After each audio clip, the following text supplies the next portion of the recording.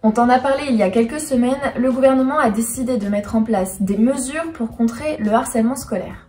Parmi ces mesures, il y a la distribution du jeudi 9 novembre au mercredi 15 novembre d'une grille d'auto-évaluation visant à contrer le harcèlement au sein des écoles primaires, des collèges et des lycées.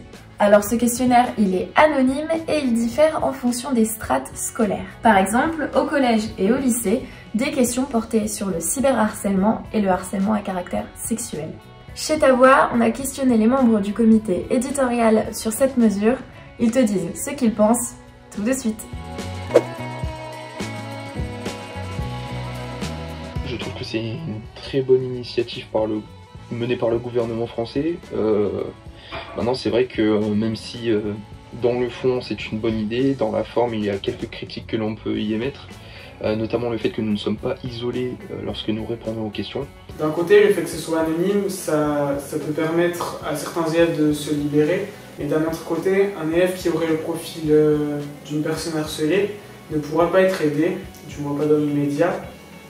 Il y avait uniquement des questions sur les victimes, pour reconnaître les victimes, et une seule pour reconnaître les responsables.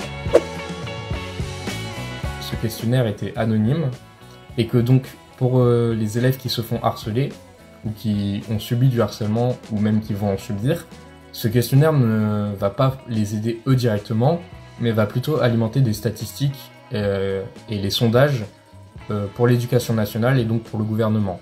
L'impression de ce questionnaire, c'est qu'il a plus servi à faire croire à un intérêt de l'éducation nationale plutôt que de permettre de véritables mesures.